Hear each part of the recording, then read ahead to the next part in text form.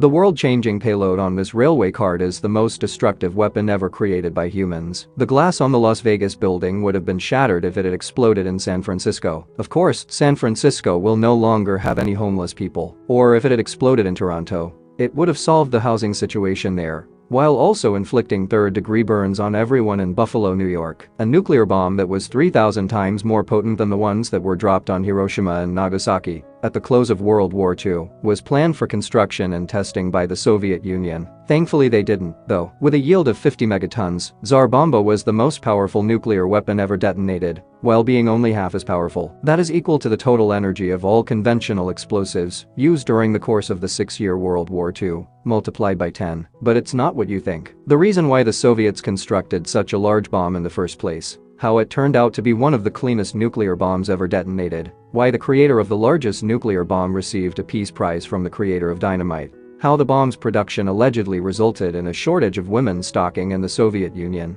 and why the yield of the bomb was reduced in half at the last minute. Tsar bomba is the subject of many misconceptions, the biggest of which is that it was created in just 112 days. See, in the nuclear race of the 1950s, the United States was well ahead of the Soviet Union. Therefore, in 1956, the Kremlin ordered the creation of a sizable nuclear weapon. Initially, this weapon was to have a yield of 38 megatons, then 50, and finally 100 megatons. However, Nikita Khrushchev stopped the creation of this massive nuclear weapon in 1958. A 100 megaton nuclear bomb was not only a ridiculous proposal, but the Kremlin also wanted to mend fences with the United States. For this reason, the Soviet Union unilaterally halted nuclear weapon testing in 1958 by announcing a moratorium. Khrushchev's trip to the US in September 1959, the first state visit by a Soviet or Russian leader to the US, came after this. However, everything changed in 1960 when an American U-2 espionage plane was identified and shot down over the Soviet Union. Attempts by the United States to invade Cuba in 1961 and remove Fidel Castro's government also accomplished little to ease tensions. These incidents led Khrushchev to give the go-ahead for the superbomb project to pick back up. Therefore, even while it is true that the bomb's ultimate testing preparation took about 112 days, its design and development actually started over 5 years earlier. The world's most potent nuclear bomb is difficult to detonate for a variety of reasons. The delivery, as an illustration, Tsar bomba was designed to be dropped from the air and set off 13,000 feet above the Severny Island Cape Sukhoi nose in the Arctic Ocean in northern Russia. However, with a weight of 26.5 tons, the Soviet fleet only had one aircraft capable of transporting such a payload at 295 volts. Even then, the plane needed to be altered because the bomb, which was 26 feet long and had a diameter of approximately 7 feet, did not fit inside. To attach the bomb underneath the aircraft, the bomb bay door had to be taken off. In other words, the Soviet Union had a long way to go before they could actually employ such a bomb as a weapon. The 295V was still enough for the test drop, but the crew would not survive, since they would not have had enough time to flee the nuclear explosion once the bomb was dropped. This problem was resolved by fastening a parachute to the bomb, which would delay its descent and give the aircraft more time to escape away from danger. Even then, the crew's chances of surviving were only predicted to be 50%. The aircraft was sprayed with a white reflecting paint to deflect heat and lessen detonation-related heat damage in an effort to boost the chances. That parachute wasn't just any parachute, though. It was made of a nylon similar to that used to produce women's stockings, weighted 1,800 pounds, and covered 17,000 square feet. The inside joke was that the construction of the parachute was to blame for the lack of women's stockings in the Soviet Union in the months before the bomb test. An Explosion 2 aircraft took off from a Kola Peninsula airstrip on October 30, 1961. The first aeroplane with the bomb had a crew of 9 people. The second aircraft was a mobile lab with cameras and measuring equipment. The bomb was detonated by the 295V at a height of 34,000 feet. The device detonated over the Mityushika Bay nuclear testing range at 11:32 Moscow time, after the parachute immediately deployed, slowing its descent to 13,000 feet. The shock wave eventually caught up with the 295V at a distance of 71 miles, even though the aircraft had already fled to a distance of 24 miles by this point. The blast is said to have boosted the plane's speed by about 60 miles per hour, which caused it to descend by nearly half a mile,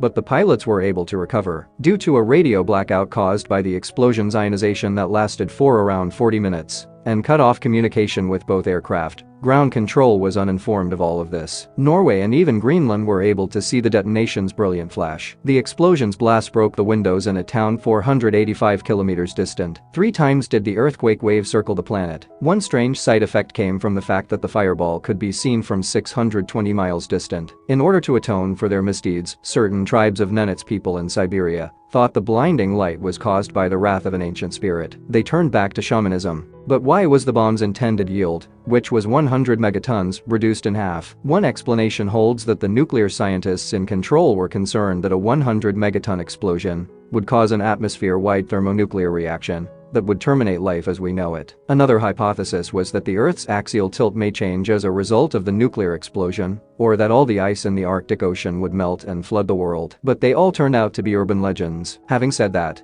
there were 2 good reasons to scale back the explosion, even with the extra time the parachute would provide them. It was very clear that the crew would not be able to escape the detonation if the Tsar bomba produced a 100 megaton explosion. However, the main justification for having the explosion's yield was the unacceptable amount of radioactive pollution it would produce. Because the bomb was multi-stage and modular, the nuclear scientists could alter the explosion size by adding or removing specific components. The secondary bomb module's energy was reduced to 50 megatons by using lead tamper in place of the uranium-238 that was originally proposed by Andrei Sakharov, the scientist in charge of the design and project management. By avoiding the fireball's impact with the Earth's surface, radioactive contamination of the soil, and the dispersion of significant amounts of fallout into the atmosphere were prevented, which lowered the amount of radioactive fission products. Since the majority of the fallout from a test would have likely settled on populous Soviet territory, there was a significant motivation for this alteration. The Tsar bomba nuclear test was possibly the most pristine ever conducted. Considering the size of the explosion,